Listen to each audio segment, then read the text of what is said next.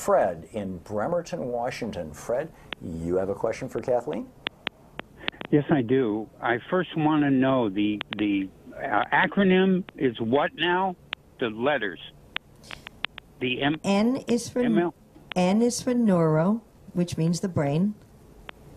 Okay. L is for linguistics, which is the language we use outside and inside when we talk to ourselves. And P is for programming, which has to do with the sequencing of information in the brain, how we sequence information. Excellent. Okay. As far as the linguistics and the programming, I find myself wanting to engage with other people. But within 30 seconds to a minute after engaging with them, I find out that the conversation isn't going the way I want it to, and I'm not getting my point across, and then I become disinterested in it because I'm not getting any kind of feedback. It's very difficult for me personally to engage with people one-on-one when I have so many sources of information I can go to as far as a computer. So why bother? Okay. Well, I mean, certainly there's tons of information that's out there, and the more technology has boomed, it seems the less and less we're dealing with the individual Would you like to engage Fred about relationship? That? Absolutely.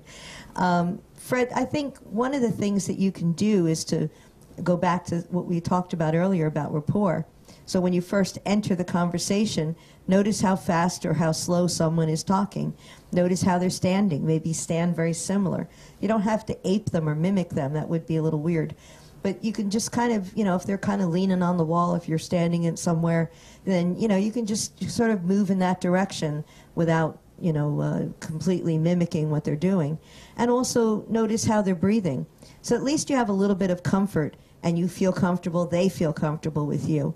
If you're talking very slow and they're talking very fast, they may not want to stop and listen to what you're saying or even answer your questions because it's just too slow for them.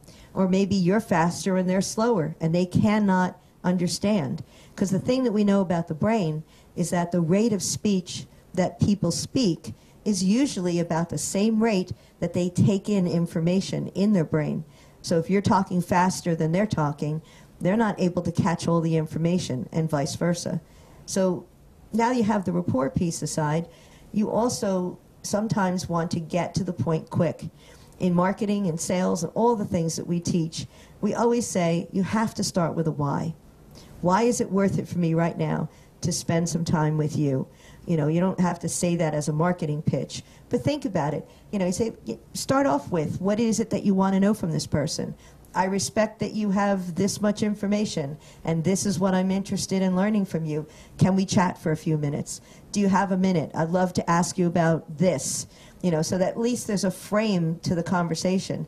If you just walk up and go, hey, nice shoes, it's a nice day outside, and and you kind of beat around the bush to get to what you're looking for, they may get tired or bored with that, or may just drift off into some other conversation. Fred, does this make sense to you? You said you find yourself talking to people and then discover that...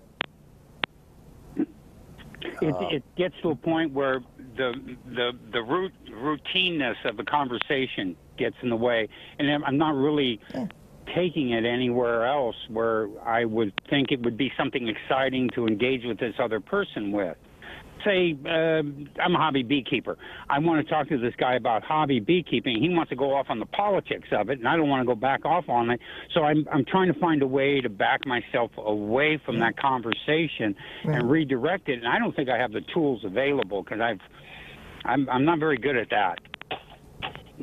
Well, first I want to say thank you.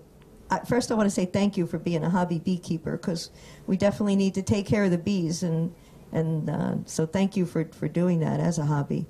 I think that it's important that, if a conversation isn't going the way you want it, then take charge. And, if they go off on politics or whatever and go, hey, I'm a beekeeper, I'm busy, just like my bees, so I'm going to go do something else. Or, unless you want to talk about something other than politics, I'm going back to my bees. I mean, it's okay to use a little humor and lighten up on things. You don't have to sit there and let somebody drone on about politics if that's not what you want to talk about. if there's something you need from them, you know, you're there for a particular piece of information you want from them, and just say, that's great. I'm good to see that you're passionate about politics.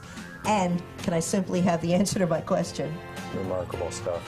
Kathleen, thanks so much for being with us today. You're welcome. It was a lot of fun. Great having you here. Thank you. Thank everyone for listening. Indeed. Kathleen La Valle, a company is NLP Seminar Group International and the Society of NLP, purenlp.com. I'll be back on Monday. Jefferson Smith will be with you tomorrow for Anything Goes Friday, and back to politics, and Jefferson is real good at that. You're going to have a lot of fun. So have a great day, and don't forget, democracy is not a spectator sport. It requires all of us, and that includes you. So get out there.